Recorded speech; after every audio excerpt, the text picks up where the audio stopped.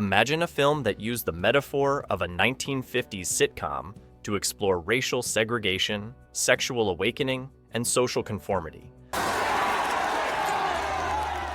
but disguised it as a whimsical fantasy about teenagers trapped in a television show. Picture a movie that arrived during the height of 1990s nostalgia culture, yet systematically demolished every myth about America's supposed golden age. This was Pleasantville, and it remains one of the most subversive mainstream films ever made. When Gary Ross's directorial debut premiered in October 1998, it seemed perfectly positioned for success. The film featured rising stars Tobey Maguire and Reese Witherspoon, groundbreaking visual effects that selectively colorized black and white footage, and a high-concept premise that promised family-friendly entertainment. With a $60 million budget and New Line Cinema's marketing muscle behind it, Pleasantville had every advantage. Yet despite earning over $40 million domestically and receiving 3 Oscar nominations, the film generated intense controversy and polarized audiences in ways that few anticipated. Some viewers embraced its progressive politics and visual innovation, while others felt deceived by what they saw as liberal propaganda masquerading as nostalgic entertainment. This wasn't just a movie about escaping into television. It was a systematic deconstruction of American myth-making itself. Pleasantville didn't fail commercially, but it succeeded at something far more challenging: using the comfortable imagery of 1950s Americana to deliver an unflinching critique of social conformity, racial prejudice, and sexual repression. Nearly 25 years later, as America continues grappling with issues of identity, progress, and social change, Gary Ross's bold vision feels more relevant than ever.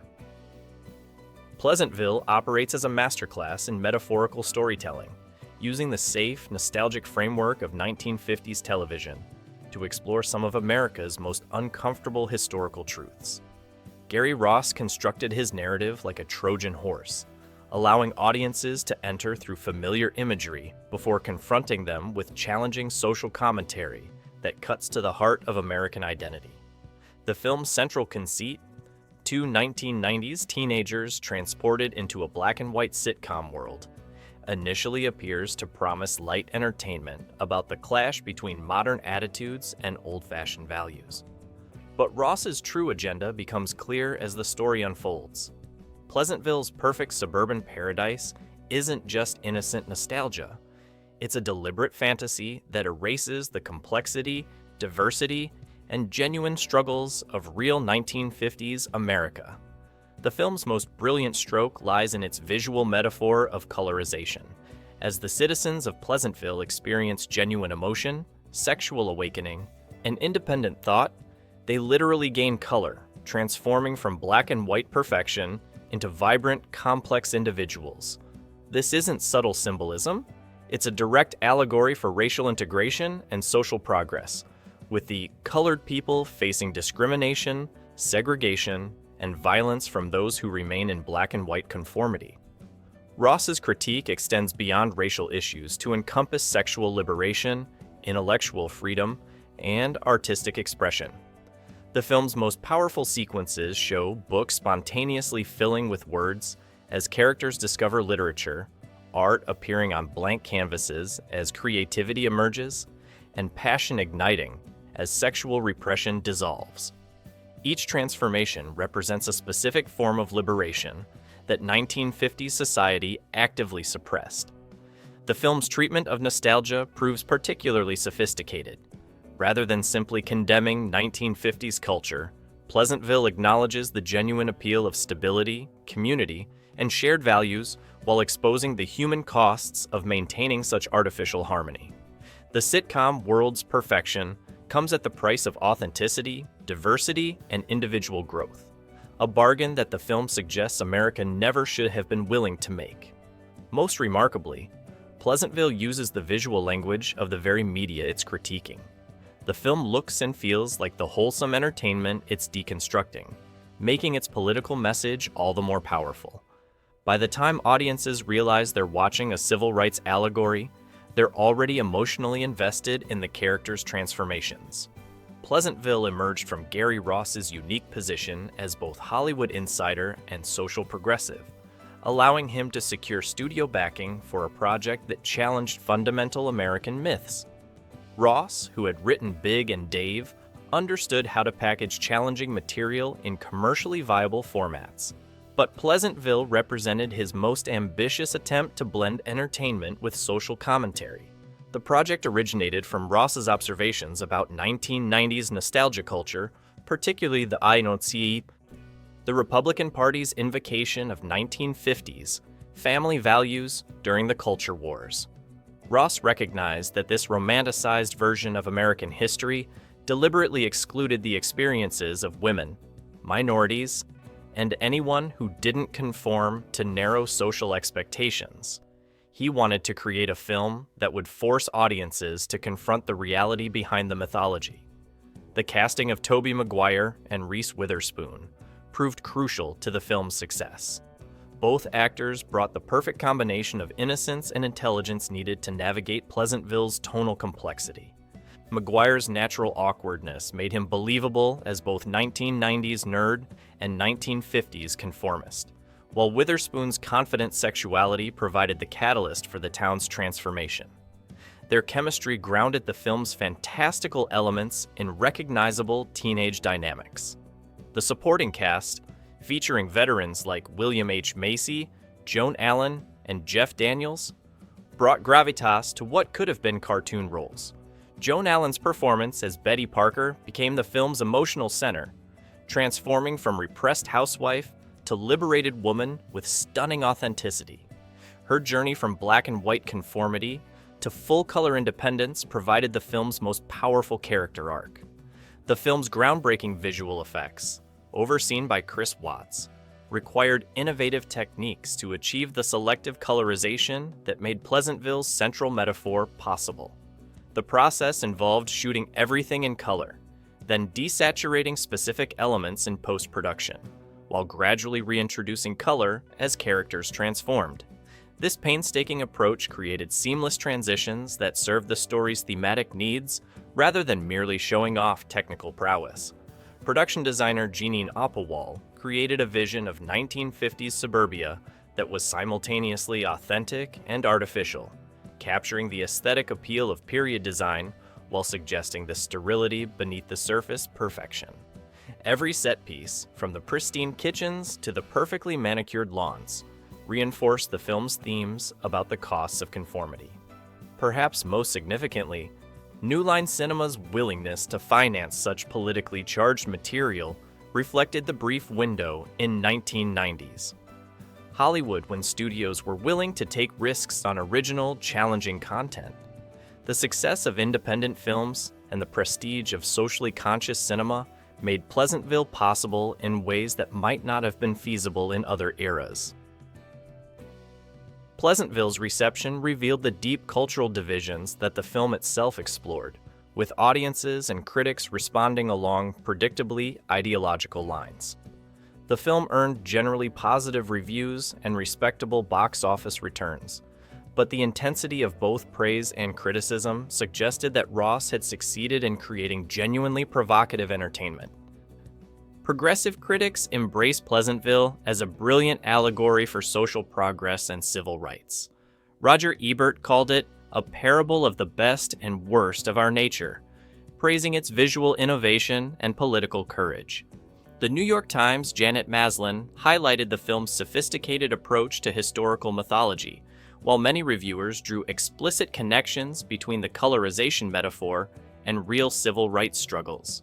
Academic critics particularly appreciated the film's deconstruction of 1950s nostalgia, treating it as serious social commentary disguised as family entertainment. Conservative critics and audiences responded with considerable hostility, viewing the film as an attack on traditional values and family structures. Many reviewers complained that Ross had taken a promising premise and turned it into liberal propaganda, arguing that the film unfairly demonized 1950s culture while promoting contemporary moral relativism. The intensity of this backlash suggested that Pleasantville had struck a nerve, challenging cherished beliefs about American history and social progress. The film's technical achievements earned widespread recognition, receiving Oscar nominations for art direction, costume design, and visual effects. The Academy's acknowledgement of the visual effects work helped establish selective colorization as a legitimate cinematic technique, rather than mere gimmickry. The film's influence on subsequent movies exploring similar themes became apparent in works like The Truman Show and American Beauty, both of which examined the dark underbelly of suburban perfection.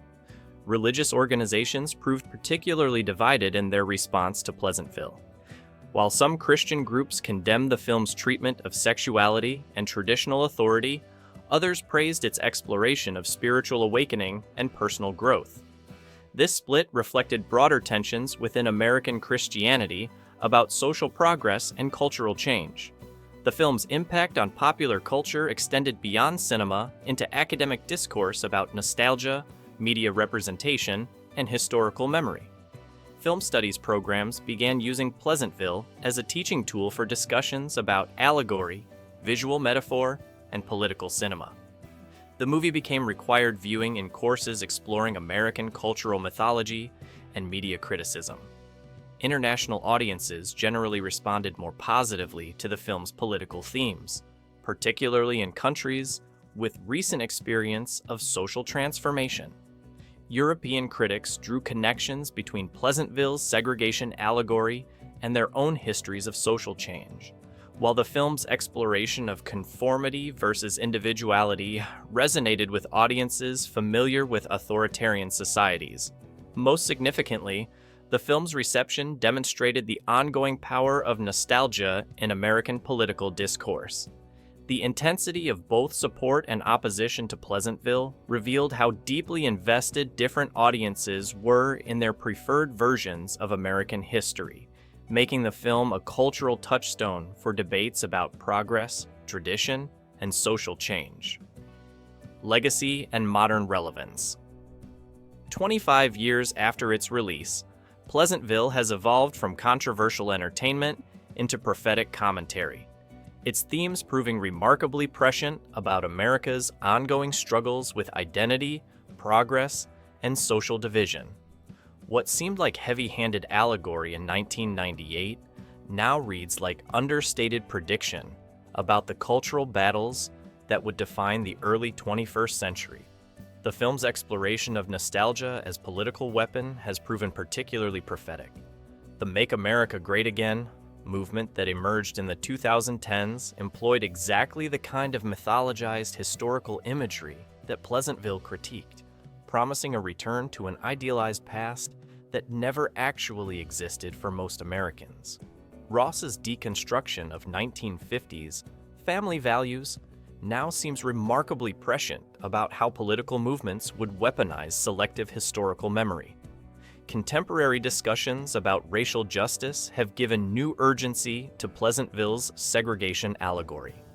The film's depiction of colored people facing discrimination, violence, and systemic exclusion resonates powerfully with ongoing debates about police brutality, voting rights, and institutional racism. The visual metaphor of gradual colorization now seems like a perfect representation of the slow, contested nature of social progress. The film's treatment of sexual liberation and women's rights has gained additional relevance in the Me Too era and ongoing fights over reproductive freedom. Joan Allen's transformation from repressed housewife to independent woman anticipates contemporary discussions about female agency and sexual autonomy. The film's celebration of women's intellectual and creative potential feels particularly relevant as America continues grappling with gender equality. Social media culture has created new contexts for understanding Pleasantville's themes about conformity and individual expression. The film's depiction of a society that punishes deviation from accepted norms parallels contemporary concerns about cancel culture, echo chambers, and social media mob dynamics. The pressure to maintain perfect appearances in Pleasantville mirrors the curated perfection of Instagram and Facebook, suggesting that some forms of social conformity have simply moved online. The film's visual innovation has influenced countless subsequent movies and television shows exploring similar themes. The selective colorization technique pioneered in Pleasantville became a standard tool for filmmakers wanting to explore transformation and awakening. More broadly, the film's approach to using fantastical premises for social commentary helped establish the template for much contemporary genre cinema. Educational institutions have embraced Pleasantville as a teaching tool for courses exploring American history, media literacy, and critical thinking. The film's allegorical structure makes it particularly effective for helping students understand how entertainment can carry political messages and how historical narratives get constructed and challenged. Perhaps most remarkably, Pleasantville's central message about the costs of artificial perfection has gained new relevance in an era of increasing social and political polarization.